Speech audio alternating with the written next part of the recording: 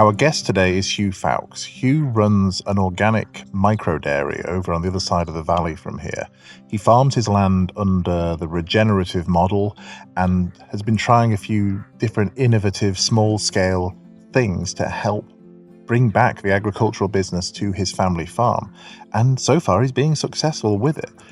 The reason we've got him here on this Wild Food podcast is that in the UK you cannot separate wild food from land management, and farming is the biggest land management input in the UK.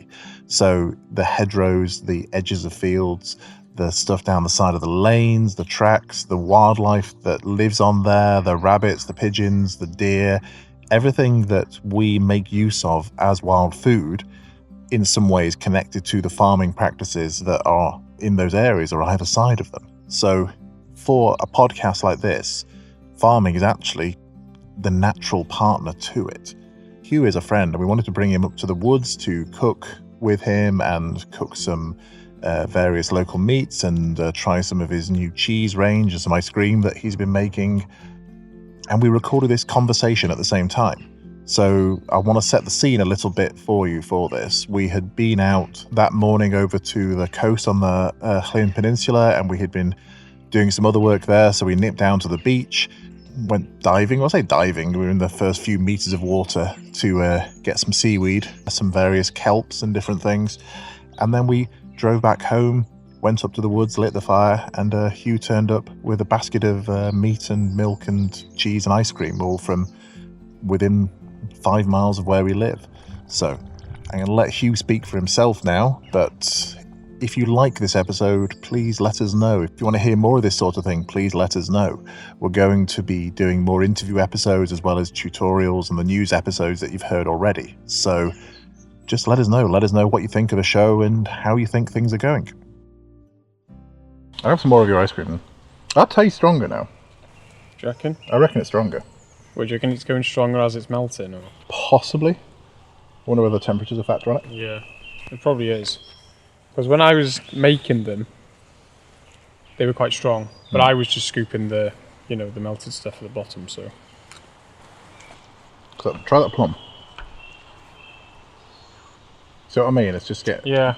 Did you add sugar to it again? Or? Yeah, I did put sugar to it, but I think I'll probably try and do it a bit more different next time. My thought behind it was, the more cream I use, the creamier it'll be. Yeah. So I made them quite strong with the custard I made, but I think some of them you kind of get the egg taste coming through. Yeah, I see what you mean. And then I think that kind of overpowers maybe the flavours we're trying to put in it. Yeah, I can see that. So I think I need to just water it down with a bit of milk. Take the edge off it a little bit. Yeah. All the syrups were made from frozen fruits as well, so yeah. If we do a batch this year with fresh fruits, then that might have more of an edge to it anyway. Yeah. But yeah, it's a learning curve anyway. That's the first time I tried making them like that. So why don't you tell the people at home who you are?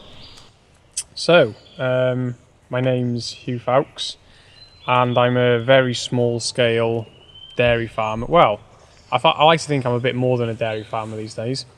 I bought beef off you, so I hope so. Yeah, and that's the kind of route I'm going down. So, started a few years ago with 4 milking cows, and then the idea was to set up a small cow and calf micro dairy. So, using a dual purpose cow, because wanted to sell milk and beef, and then the more kind of down that route I've gone, the more I've realised there's a few other things I could do as well. So yeah, I'm not just a dairy farmer. I like to think I do a bit of everything now. So you say dual purpose cow. Are most cows that you see in a field, are they for one purpose? Yeah. So what you tend to get these days is you get a farmer will probably be farming. You'll either be a dairy farmer or you'll be a beef farmer, or you'll have sheep or something. So what you have these days are animals bred for a specific reason, and especially with the dairy industry, you have cows that are bred for producing milk, whereas 100 years ago you will have a cow that was producing milk and they'd use them for beef at the same time.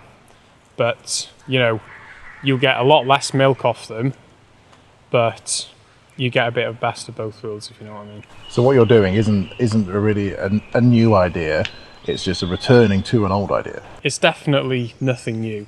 It's nothing new at all. It's just going back to how things were done basically before the war. Right. Before intensive agriculture was a thing, basically. So it's nothing new. It's just going back in time, basically. And what kind of breed is that? What kind of shape, colour, size of cow is it? So it's a much smaller cow to what you're probably used to seeing. It's probably the first thing the majority of people tell me when they see my cows is, "Oh my God, your cows are tiny." And these cows are small, these cows are far away. Yeah, they're quite a small cow, and they're very fat. They've got massive bellies. Yeah. Basically, they're bred to do well off low quality pasture. Yeah. So what that basically means is they need to consume a lot of it to be able to do anything with it. Yeah. So their bellies are basically big ovens that convert all this low quality grass that they're eating, and they convert it into, high quality beef and milk that we can then, sell and eat and all that kind of stuff. So yeah, very small cow compared to what you're usually seeing. And yeah, they're red. That's why they're called a red pole. No horns, and yeah, they're red. They seem quite docile as well. They don't seem too angsty compared to sort of like Friesians and Holsteins and things that I grew up near. They're pretty chilled. They are pretty chilled. They're just, and because we handle them every day, twice a day, we milk them every morning, and the fact because we're a cow and calf dairy, these cows have got the calves with them. They're very maternal animals, so they're very protective of their calves. The bond you've got to have with your cows, they've got to trust you, and if they don't trust you, that's when you get pretty wild cows. But you spend every day with them, they get used to you, they get to know you, they trust you, and then they're pretty chilled then. You say like cow and calf dairy, cow and calf milking. What does that mean? So basically, cow and calf dairy means we don't separate the calves from the cows at birth. So, 99.9% of dairy farms these days will separate the calf from the cow, so that they can milk the cow and then get the milk off the cow. But, when I started this 3-4 years ago, there still is a lot of negativity around the dairy industry. So I just wanted to go out there and prove that there's a different way of doing it, in a way that is better for the cow and the calf as well. Because if you go and speak to Joe Public that doesn't necessarily know a lot about dairy farming, I think you'll find the first thing people don't like is the fact that the calves are separated from the cows, because that's kind of the one thing that people can maybe relate to. Yeah. Because if you took a baby from a mother, a human, oh my God, that's terrible. I think it's technically illegal. Yeah, but I think people can relate to it a bit more, and I think I know it's hard. It's a hard one to explain. Well, when we talk to people about agriculture in the UK, because we speak with a lot of, I'll say, people overseas, mainly Americans. Yeah. And if you're not involved in farming in the States, then you have even less of a clue, it seems. Yeah. Just like here, just like in Europe. But their dairy farming there is very different to our standard dairy farming here. Anyway, but the films that are made around these things, around this is what factory farming's like, this is where dairy, this is where your milk comes from, this is where this comes from, this is where that comes from. And every now and again I run into those kind of opinions, or not even really opinions, it's just someone's seen that and think that's what everything is. They don't realise that there are other options out there and there are people doing it.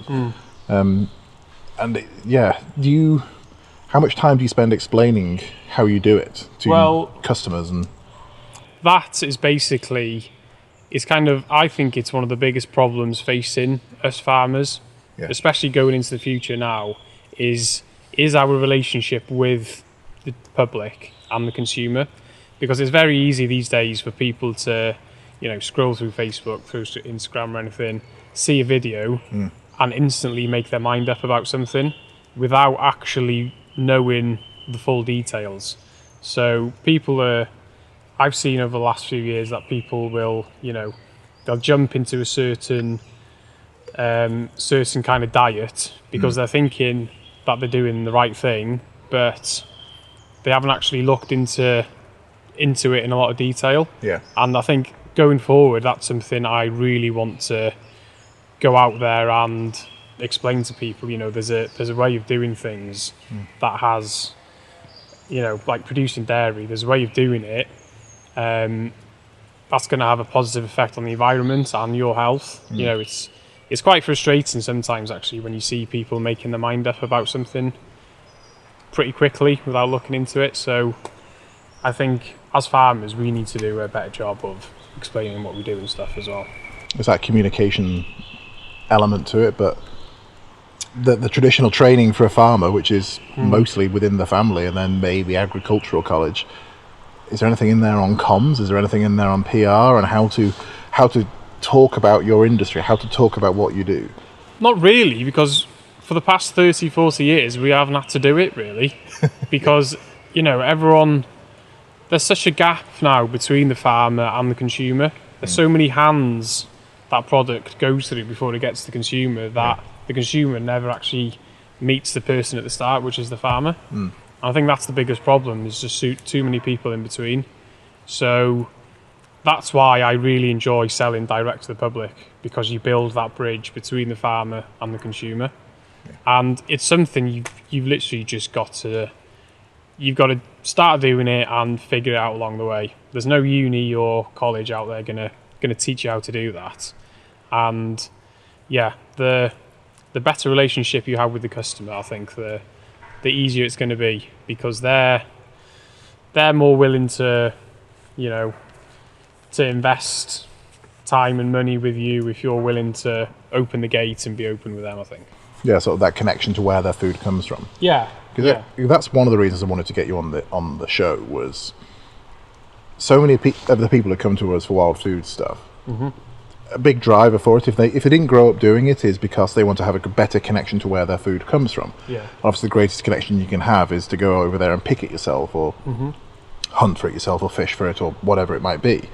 And the fewer steps you have between your food and your food growing, living, dying, and you, then for some people, and for I think an increasing amount of people, that's what they're looking for, and that's that they want that trust, because you don't have to trust other people if you're doing it yourself.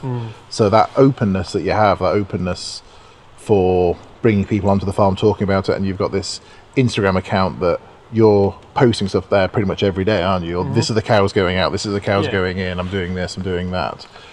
And when I speak to your customers, because a lot of your customers are in the same valley we live in,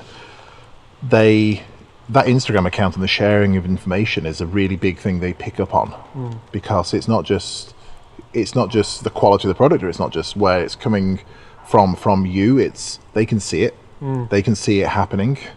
And I don't know, it's that communication thing, it's a really difficult one to get right, but I think there's a common thread through all of this, which I'm explaining poorly. So let's talk about ice cream instead. What are these? Cool. Yeah, these are basically ice cream made from milk from my cows, basically.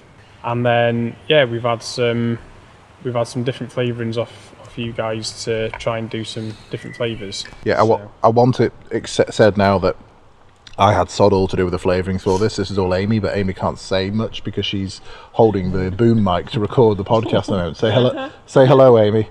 Hello. But we've got, so the one closest to me is vanilla. Yeah. Which has nothing to do with us. We didn't harvest vanilla pods. No. I had a bit left over at the end, so I thought I'd try and make vanilla as well. Yeah, and then left to right as I'm looking at it. So that's plum. Yeah. And then raspberry, elderflower. Yeah. And then sloes. Yeah. So this was all the same base recipe. Yeah, so I used our milk, separated some cream from the milk as well to get some cream. I used some chicken eggs and I used some duck eggs as well. Right. Didn't tell you this before, did I? No. So the vanilla is actually using duck eggs. So the yolk. Your brother's duck eggs? Yeah, my brother's duck eggs. He's not a duck. No. He's just got ducks. Yeah. So he's got Muscovy ducks. So I thought I'd try that as well. And yeah, the rest of them are made with chicken eggs. And I don't know what it is with the eggs, but you can kind of taste the eggs in the ice cream. So I think that's something I need to change, maybe. Try and put a bit more milk in there. And these are samples because you're presenting, and then we've got a little bit of an add-on to a group of fierce Welsh women coming to your farm tomorrow night. Yeah, so a little bit scary, but it's something I really want to do. So we're going to be showing a group of 36 women now, I think, around the farm tomorrow. And the idea is, well, what I really wanted to do was cook them some beef as well at the end of the little farm tour. But then we've had problems with beef this year because our local slaughterhouse is shut down. So beef is taking a back seat for now. So I've had to look at other things that we can do as well, which isn't a bad thing really, because I probably wouldn't have tried doing this. Yeah. So yeah, ice cream and cheese as well. So we're going to be making some like cheese and crackers and that kind of stuff, and ice cream to finish. We're going to infuse some wildflowers and things into gin for them. Yeah. So if anything else, if anything else goes wrong, we can get them pissed. At least they've got gin, yeah. At least they've got gin. But it's basically I wanted to show them around the farm and then give them something that's produced on the farm as well. Yeah. So I think the cheese and the ice cream will do the trick. Yeah. We'll talk about the cheese in a minute. Cool. I need to pause recording. I need to go and make sure that my lamb and seaweed isn't on fire again like it was 5-10 minutes ago. And I have set fire to the bamboo steamer as well, so I'm in trouble. Highlight of the weekend. He's poking his cheese, that's what he's doing. Yeah, poking the cheese, just moving it around a little bit. I think it's starting to soften up a little bit. Just soften up a little bit. You don't hear that on the football very often, do you? He's poking the cheese, it's moving across the hot area of the plate now. Is this recording? This is recording. Oh, well, we'll keep this in then. Yeah. So we moved on from... Oh, there we go. Oh, sizzling. Have you got your cloth ready? So I'm going to describe the scene for the listeners. Huw is moving a little cast iron plate that has got what can only be described as a small hockey puck of cheese on it. Can you explain? This is on a fire out here in the woods on a little campfire. So why is there cheese in that hot plate? There's cheese on that hot plate because that's what we're going to be having for pudding. And it's the very ever first batch of cheese that's ever been made out of Pentrevellyn milk. So going to be quite interesting to see what it's like. Basically, we started making cheese. I'm not making it myself. No. I put a post out on Instagram about a month ago, maybe, asking if there was anybody out there in North Wales wanting to work with us to help me make cheese, because I haven't got a clue how to make cheese. You can make milk. Yeah, I can make milk, and this year is basically the first year we've got a little bit of milk left over. So I didn't want to approach any more coffee shops. So I thought there's always customers asking for cheese. So I thought we'd try and make some cheese. I originally wanted a kind of camembert kind of thing, so that we could, cook it on an open fire like this for people as well. But then it's called like a soft lactic cheese.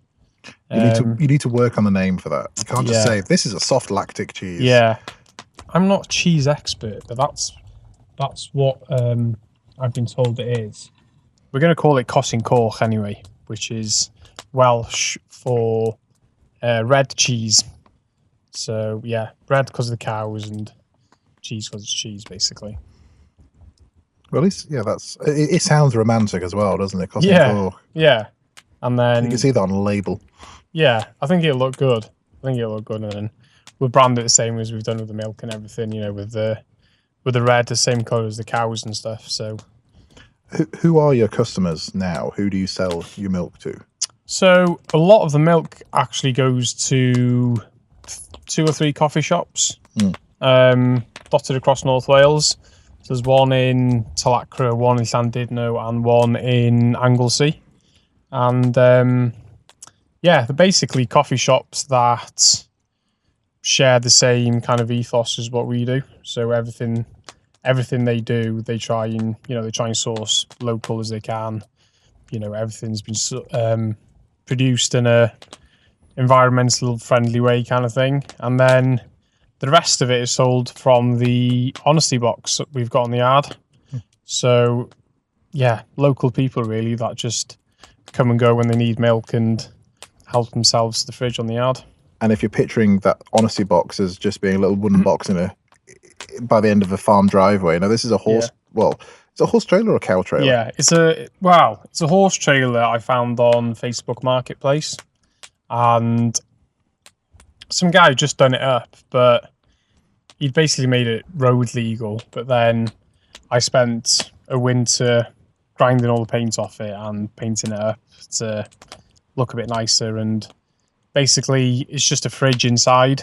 Actually, there's a little library in there as well, because my mum's a librarian, and she's got a little library in there. So you basically take a book, but replace it with another book as well. Is that what I'm meant to be doing? If you're up for reading, yeah, that's what all the books in there are for. Yeah, I've got like Fundamentals of Alpine Rescue or something like that. Yeah, I can drop in there, see if anybody wants it. Yeah. But, I don't know how many people use it, but that's the idea with that anyway. And then just a little fridge in there as well. So people bring milk, people buy milk, and bring the glass bottles back. That's the idea anyway. So for an honesty box, what do you think the honesty ratio is? What's the percentage? It's much better now than it was when I started. Because when I started, the trailer was at the top of the lane on the road, and it wasn't very honest then. So the fact that it's within sight of the farmhouse now, do you think that has a factor in there? Yeah. And then because it wasn't as honest, I didn't really prioritize the honesty box that much. So if I ever had any milk left over, I just put it in the honesty box. So what I found is a lot of the people that come now are people that have been coming for a while, and are people that are really bought into it, and people that are really committed to it. So we don't get any problems anymore, really. I suppose if they're coming down there, they must know you're there. They must know who you are roughly. Or at least if they're coming down the drive and into the yard, the house is there. There's usually somebody about, so I think people are less likely to try and risk taking anything. Because if they know they're coming down to the yard, there's going to be someone there. And it's interesting. You've got this WhatsApp group. Yeah. Of your clients, of your milk people. Yeah. There, and it's like you're saying earlier, it's kind of self-managing. Yeah. So basically, what was happening was the fridge would run out of milk, and then people would still turn up and get pretty frustrated that they travelled to the farm, and then we'd sold out. So we basically had created this WhatsApp group. So the last person to take a bottle or the person to empty the fridge would post on the group and let everyone else know that the fridge is empty. But this year we've got plenty of milk, so I try, it's quite easy to keep it full most days. It's interesting watching that, because it's like this, almost like this tribal ownership has developed of the milk. You don't have to post in there because somebody else asks, and then someone says, no, there were 6 bottles left when I left. And that's the idea anyway, that it kind of, people do it themselves, so that I don't have to keep going up to the trailer and checking for people. But it works quite well anyway. Why are you a farmer? Why am I a farmer? There's a story here, isn't there? How you came to be a farmer, kind of again. Yeah, I mean, I think I'm 4th generation farmer at Pentrefellin, and then I just remember, my dad milking cows, and when we were kids, we just grew up as farm kids basically, and that's I think that's something every kid needs to experience, but we're very lucky that we got to. But then, I also remember the dark side of my dad having to give up farming, which was quite tough. So he stopped in 2005, and that was a pretty rough time. And, it's always been in the back of my mind that I'd love to get the farm up and running as a dairy farm again. But then, I went to university, got a job after uni, but I knew if I wanted to start milking, I had to do it differently, because I didn't want to go out there and spend it. Well, it'd be millions I'd have had to spend getting the farm up to scratch to be able to compete with, a global market, which is what dairy is at the minute. Well, is now. So, I just knew how to do it differently. So, and I just feel, we've got this farm, we've got the land. I'm extremely lucky that I'm in a position that I'm able to farm it. So That's been a point of discussion for a little while now, of this thing about, unless you are already a farmer or in a farming family, or for some reasons you inherit a farm from somewhere, it's almost impossible to buy your way in unless you have a lot of money, isn't it? Yeah. It's a really tough industry to get into, and even though the average age of a farmer these days, it's something like 60 something. So, farmers are getting older, but it's becoming harder and harder for the younger generation to get their foot in the door, just because land is worth so much money now compared to what it used to be. And, the capital you need to get your foot in the door is just makes it impossible for people, really.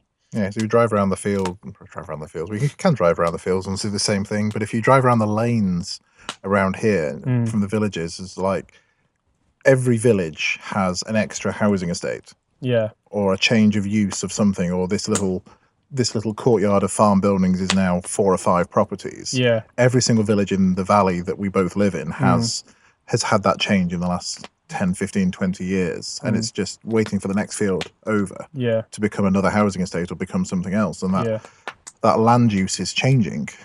And there's a lot of discussion as well around the changing of farming in the UK, and how, because we've had Brexit, we've left Europe, the subsidies as part of that system have effectively come to an end, and the replacements aren't a like-for-like replacement. The money to pay farmers to grow food is also to pay farmers to manage the land in a way, but I don't know, I was about to say, and that means, but it's not my place. I'm not a farmer, so why don't you tell me? What do you think? Well, I think if farmers, if they want to keep receiving public money, I think they're going to have to do things in a way which benefits the public, not only in producing food, but in other things as well.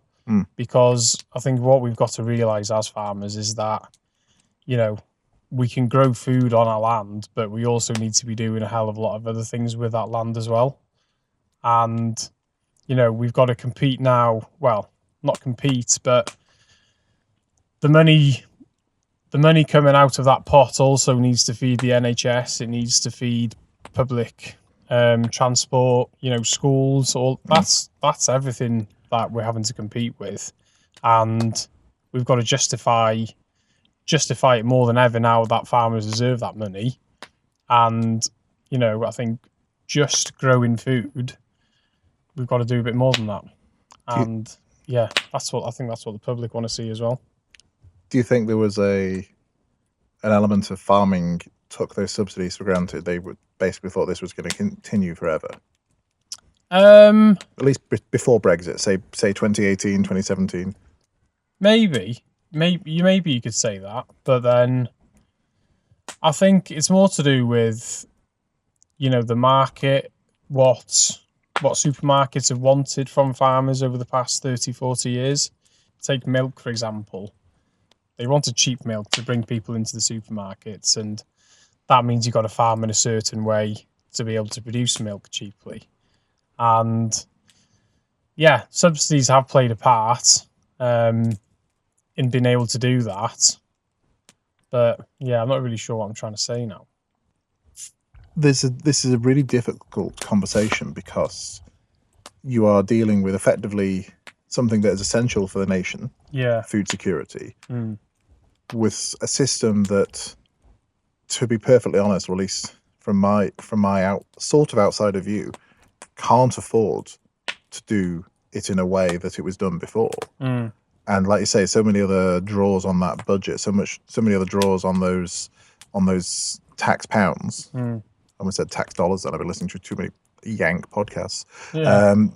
That you can't achieve all of the same things at the same time. Yeah. And it seems like there's a battleground developing between farmers and the government, or farmers and business, or sometimes farmers and the public. But the battle is rarely about the thing that's actually going to happen, or the thing that's actually being dealt with, which is things are changing and are going to have to change. Yeah. Things are definitely going to have to change.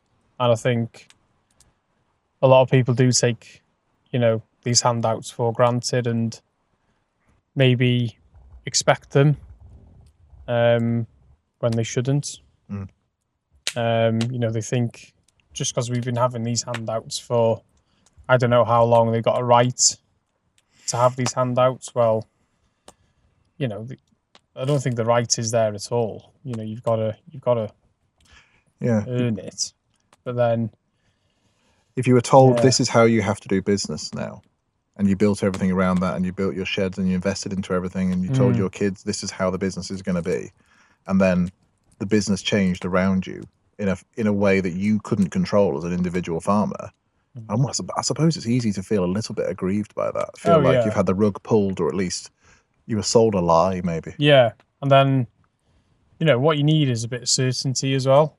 There's no certainty at the minute. They could change their mind in another 5 years and want you to do something completely different again. Yeah. And I think what a lot of farmers have done, they've just invested so much money in farming in the way that they do, in things such as infrastructure and machinery, buildings, all that kind of stuff.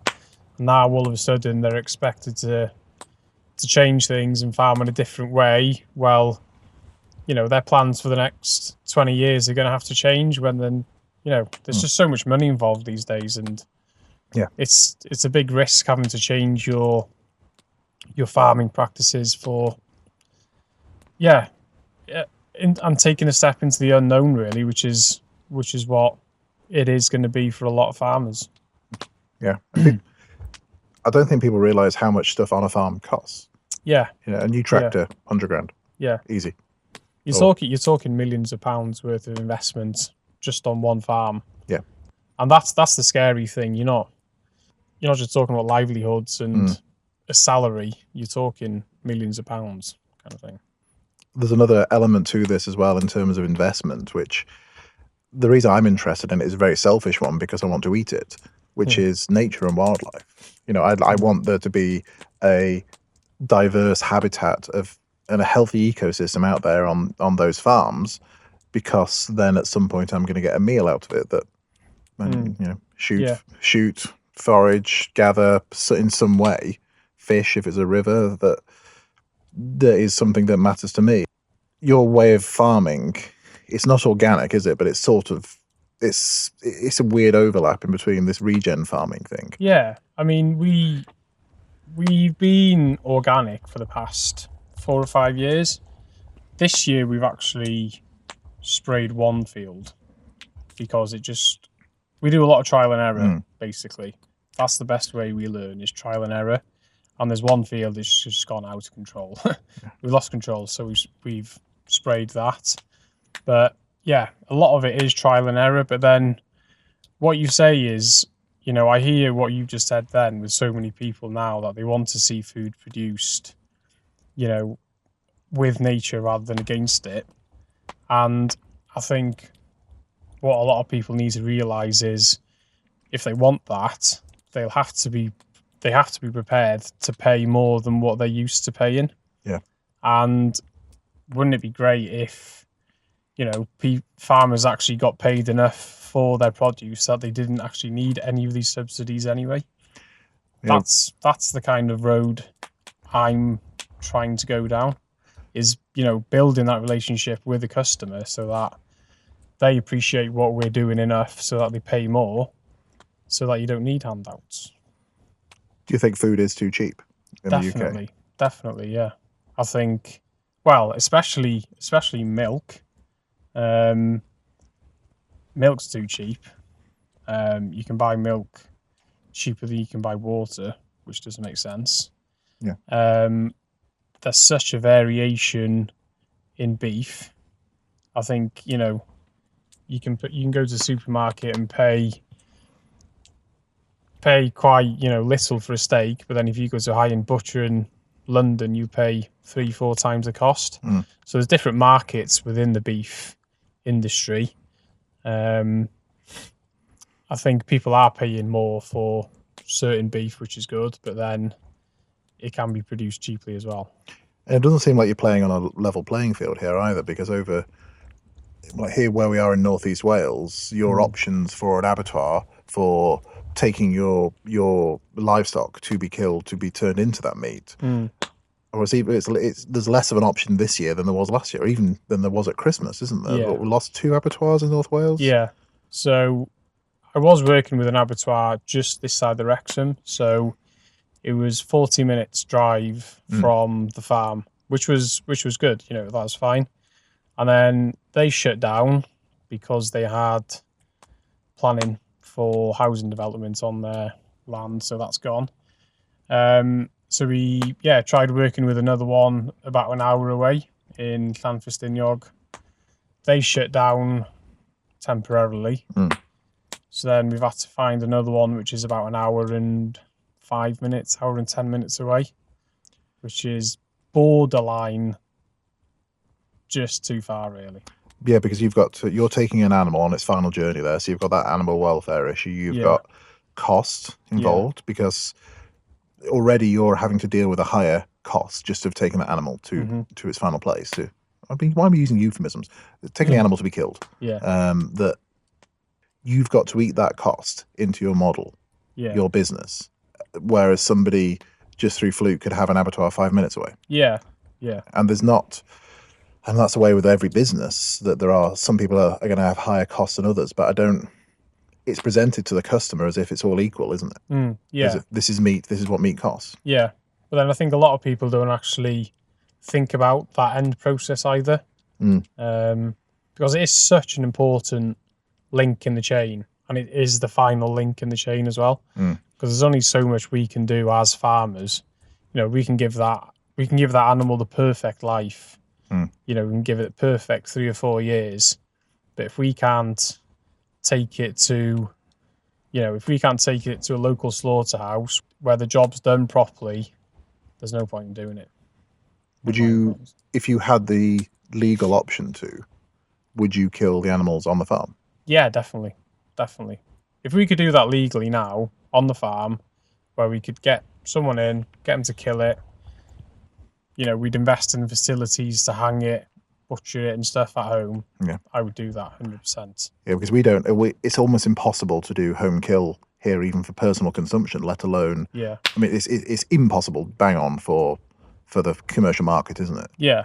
There's not a Homestead Act, what's it called? Small holding rules that you could kill one animal as long as it's only eaten by the immediate members of your family and no one else touches it. Yeah. I'm not sure what the legalities of it are, but if you want to get an animal killed and so that you can sell it, it's got to go through a licensed slaughterhouse. You watch these videos on YouTube of the Kiwis over in New Zealand, where they'll have the abattoir van will come around. You have your sheep or whatever in a pen already set up, and then it's just munching on the grass there, just walk along, shoot it silently, moderated 2-2, subsonic. It's quiet. No one else knows what's going on. It's all butchered there. In the field it was killed in. Yeah, that to me is perfect. There's no better way of doing it, I don't think. Yeah, I mean, all the vegans have probably switched off on this podcast anyway. But if you're listening to that and you're thinking about where your meat comes from, think what options we could have in the UK. It's literally just a regulation change. It's a red tape change, and that the equipment we can get, there was a groundswell last year at the sort of the regen farming festival. There was an example of almost a walk-in, I'd say walk-in, walk-out, but walk-in, carry-out abattoir on the back of a lorry. Yeah. It could be commercially viable, but that would mean that you wouldn't be reliant on somebody keeping a huge facility somewhere open. It just means you don't have to haul these animals in a trailer to a slaughterhouse, take them to a building they've never been to before, and it's just done in the field where it just would be better for me, I think.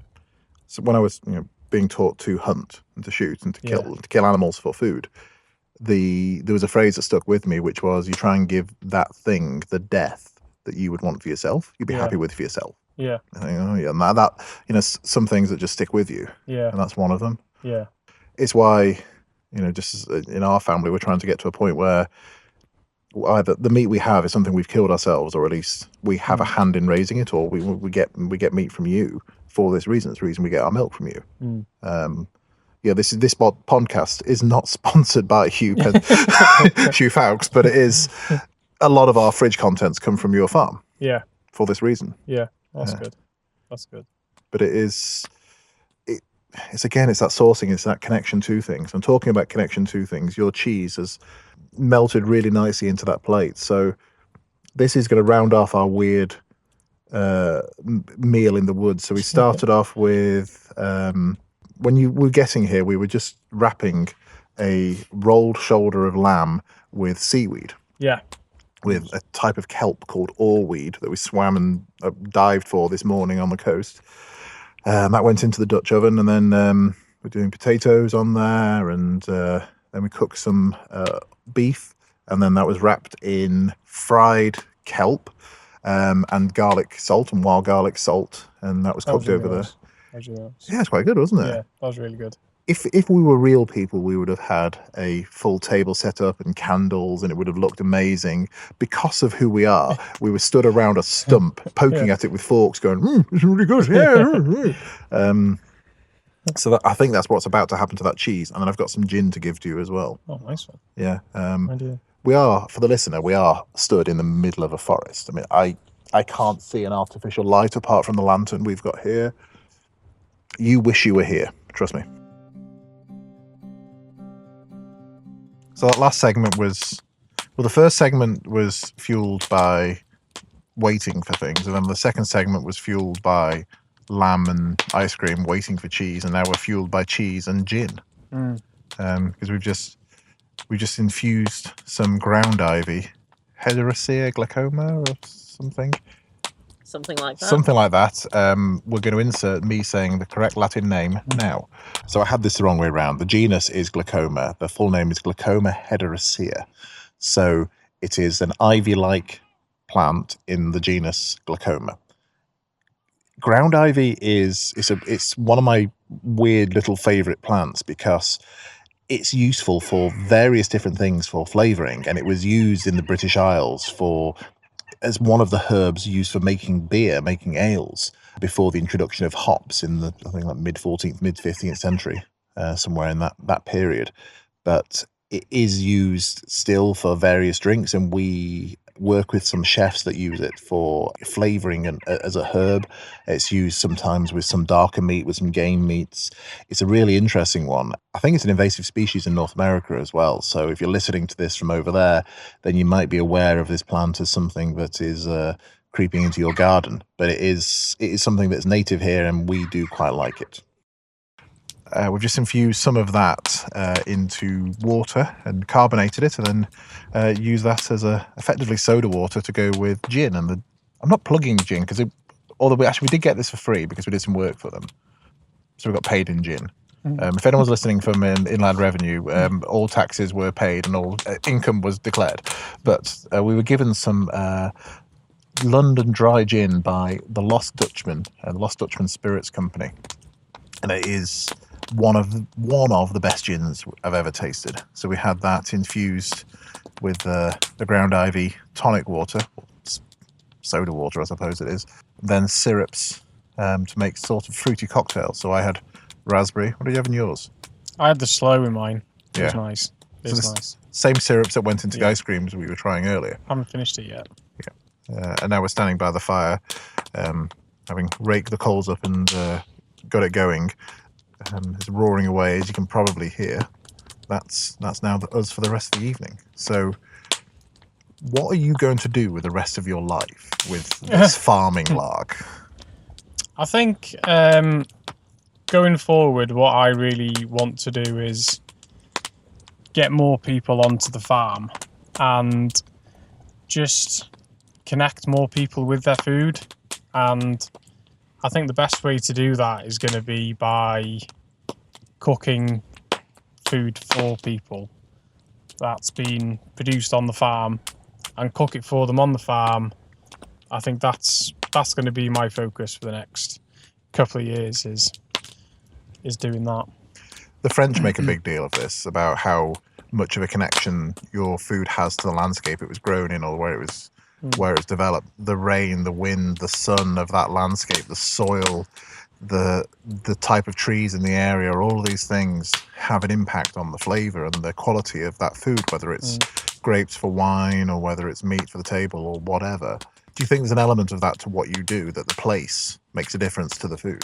Yeah, definitely. And I think it's just, it's something we take for granted, I think, as well. I think it's definitely something I take for granted. We're able to have, light a fire at home, get a piece of beef out of the freezer and cook a nice piece of beef on the fire on a Sunday afternoon with the family, and, you kind of take that for granted, whereas for a lot of people, they'd love to be able to do that, but they can't. And I'd just like to be able to, open the gates and be able to offer that to other people as well, so that, we live in a beautiful part of the world, and I think there's a lot of people out there that would like to experience what we experience on day-to-day basis, kind of thing. Yeah, we had this conversation at some point. I won't say exactly when, because it might give things away, but we were talking about going on holiday. And if you live in a nice place, or if you live in a place that means something to you, where that place is important to you, and what you do there is important to you, and your connection to it is important, going away on a holiday has a different impact, doesn't it? Yeah, definitely. You might go away to see other things, you might go away to meet other people or to experience other things, but the idea of getting away from it all doesn't have the same relevance, does it? Yeah, and I know exactly what you mean, because I remember exactly what I told you. I said, and I was like, I don't feel as if I need a holiday. And when you enjoy what you do, and when you've got a vision for the future, and you try and build that future, you don't feel as if you need to escape and get away at all, because it's exciting. You look forward to going to work and doing these things. So, but yeah, I just think there's an opportunity out there for opening the gates. Basically, I know I keep saying opening the gates, but it's a symbolic thing. You've got the farm gate, is your food's grown over behind here. Yeah. Get off my land. Stay on the lane. Stay on that side of the gate, and there are reasons for that, and I've been described as almost an anti-access campaigner. Yeah. Because I don't think necessarily there is room for a right to roam act fully in England and Wales like there is in Scotland. I think there are different pressures here, but I also think that, like we've said again and again in this episode, the connection to where your food comes from has to come through the farmer to a degree. You can't just take a photo of it and say, this is it, this is a cow, this is where it grows. If they walk with you down the lane, walk with you between those huge tall hedgerows, and they can see that you haven't cut them, and this is why you haven't cut them, and you've planted these trees here, these ones worked, these ones didn't. This is why you have an electric fence here, because it allows you to strip graze and move the animals from here to here to here. All of those things suddenly make sense when they're in front of you, when you're stood in the middle of it. Yeah. And then, that's how people are going to start building respect for the countryside a bit more, I think. And not just the countryside, but I think food production in general. there's been this thing in nature and conservation, and particularly like education and communication about nature and conservation, that if people don't appreciate something, they won't value it. Yeah. And the only way to make them appreciate it, or the best way to make them appreciate it, is make them effectively a shareholder in it, make it something that is important to them, that they have a stake in it. It's not shareholder, stakeholder is really the term I should be using. And I think that is true. I think that is true to a point, but I also think it matters who is delivering the message. Because if you want, this is a broad generalization, but if you want to work purely in nature and conservation education, you generally won't also be working on the land in some way. There's very little overlap between the two. Yeah. Whereas if a farmer can talk to the public and say, I am doing this thing here, I tried this, this worked, this didn't, this was the effect of this. By doing this, we've got more lapwings here in this field, or we see more of this species now, or it took 3 years, but finally we have this rare wildflower back in the meadow. And these are the steps that we took to make that happen, even though that wasn't the intention. That is a result of what we did. I think that's more useful and more honest going forward than saying farmers are pillaging the land and turning it into a chemical-soaked wasteland. Which all that really does is sell the books and sell the stuff of the person who said it. Because there isn't going to be anybody out there that knows a farm or the land better than that farmer. And you can have as many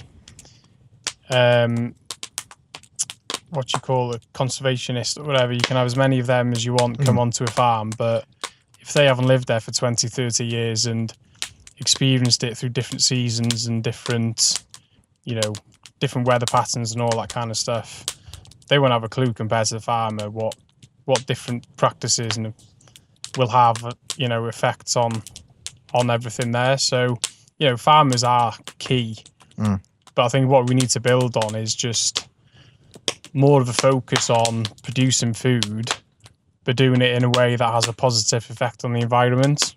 Not just producing food for the sake of producing food, because that's not sustainable for anything. That's we're not going to be able to just keep growing the food the way we do. We're going to have to be able to do it in a way that works with nature, I think. These days it's either you grow food or you're a conservationist kind of thing. There's no really in the middle. No. Whereas I think we need to be able to do both together. There seems to be a generational thing going on here as well. That's maybe a slightly younger generation, because you're what, 30? Yeah, 31. 31. So you're a proper grown-up, but you're still half the age of the average farmer in the UK. Yeah. And maybe that generational change, and this isn't generation bashing, this isn't saying, right, if you're older than 40, you've done everything wrong, and if you're younger than 30, you're amazing. It's just that you grew up with different tools to somebody in the 60s. Yeah. You grew up with different communication methods. You grew up with a computer in your pocket. Yeah. All of those things will have an effect on how you see things and how you're able to communicate with other people. Yeah. So maybe some of that change will come from that, just generationally. Yeah, yeah. And then, it just comes back to what you said before about how hard it is getting into farming. And then I think what you'll see often is that you get someone like me who is, younger generation, that'll want to do things differently. But if you want to get your foot in the door into farming, it's usually you're going to get into some kind of partnership with an existing landowner. And then, for them, that's a big risk, taking someone else into the business. So, if they want to do it in a certain way which is different to how it's been done for the past 20, 30 years, well, they're going to shut the door on you, I think. So, there are, I've just been so lucky that I've had a clean slate to basically start from scratch, basically. And, having all these modern, if I'm stuck with anything, you just quick search into Google, quick search into YouTube, there's farmers in America that have probably done what I'm trying to do before, and you look it up, and that's how you find out how to do things. Yeah, there's so many obstacles in the way, though. Yeah, well, this is we've got this chat going back and forth where you just send screenshots of something we've seen. Yeah. It's like, have you seen this? Yeah. It's like, oh yeah, what was the thing I sent you the other day? It's like, oh yeah, that's how you get the grill racks to hang. Yeah. When you've got this giant outdoor cooking cast iron area, Yeah. you do it like that, and that means there's less welding. Yeah. Just yeah. trying to do that 25 years ago. Yeah. It's like you might see it in a magazine, you might see it in a book, you might see it on TV, but your options were limited for inspiration and for seeing how other people did things. Yeah. And getting the information about other people's failures. I tried this year and it all went tits up because of this. Yeah. Or this doesn't work if it rains from April through to June, like it has done this year. Yeah. These are things you can learn from other people's mistakes as much as you can from the stuff they're sharing of their successes or their adverts. Yeah. As long as people are willing to put their mistakes online, that's the thing.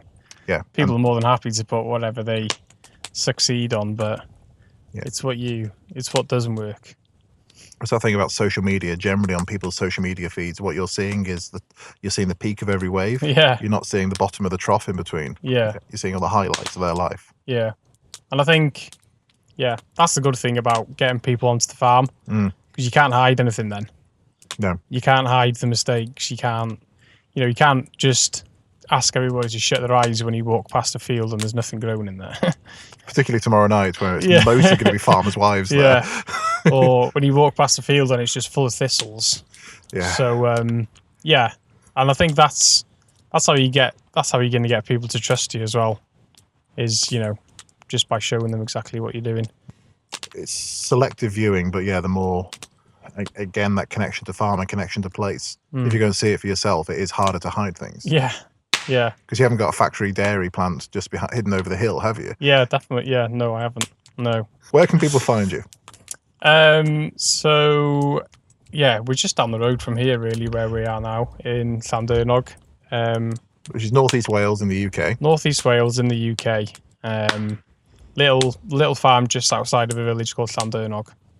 And or you can find us on Instagram, Pentrefellyn.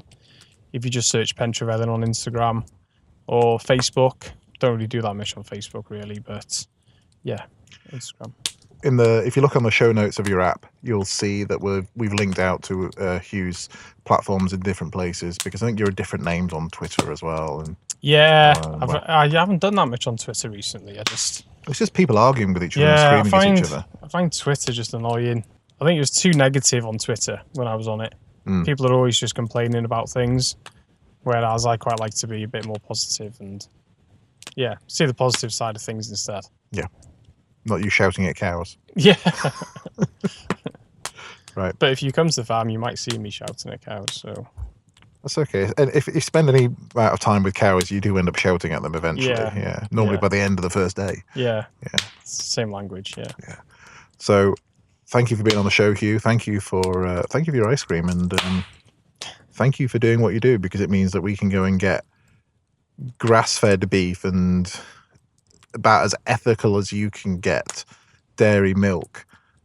I could basically walk there from home, and go and get there. And that's the kind of food miles we want, but it's not possible for everyone. But I don't know, maybe we can get to a future where it can. Maybe we can. I think we can. Yeah. I think we can. Right. Thanks, everyone. Thank you. Thank you for listening to this episode. As I said, let us know what you think of it and what you think it was like, whether it was useful to you, whether it's something that you want to hear more of. We have other guests that we have lined up for this across the whole width and breadth of everything that could be considered wild food or related to wild food. So we've got everyone from people who shoot for food on the marshes of North Wales, through to people who harvest mussels from the seabed, through to other farmers, other land managers, deer stalkers, foragers, land access campaigners. These are all the people that we've got hopefully lined up for the rest of the year. So let us know if you have anyone that you think we should have as a guest, or if you want to be a guest yourself. You can get in touch with us by going to the Wild Food People website, which is wildfoodpeople.co.uk. There's a contact page on there. You've also got our courses, and there's some articles and some other things there that you might find useful. We're on social media. We're mostly active on Instagram, we're at Wild Food People there. We are also on Twitter or X, or whatever we're calling it nowadays. Again, as at Wild Food People. I think we're on TikTok as well. I think it's at Wild Food People too, but I'll have to check that one. But if you check the show notes for this episode on your podcast player, there will be all the links there. Sometimes the links are clickable. Sometimes you have to copy and paste it into your browser, but they should all work. If you want to support the show and get access to things like ad-free episodes and exclusive content and behind-the-scenes stuff and a few other things, then you can support us on Patreon. And if you go to patreon.com/wildfoodpeople or search for Wild Food People on Patreon, then you'll find out all the offerings there. It's not very much per month, but it does help us pay for things like the hosting for the podcast and the equipment we use and travel to get guests here and that kind of thing. And finally, if you would like to share this show amongst your friends, of your other people, through your networks, if you think that people would find it useful or entertaining, then please do so. There's the share links right there. And if you listen on Apple Podcast or Spotify or any of those other places that would let you leave a review, please do. Please give us whatever star rating you think we deserve and a comment. Those ratings really do help it get pushed out towards other people. This podcast was recorded live both here in our quite windy garden and earlier in a forest somewhere in North Wales. It is a rural and outdoor production.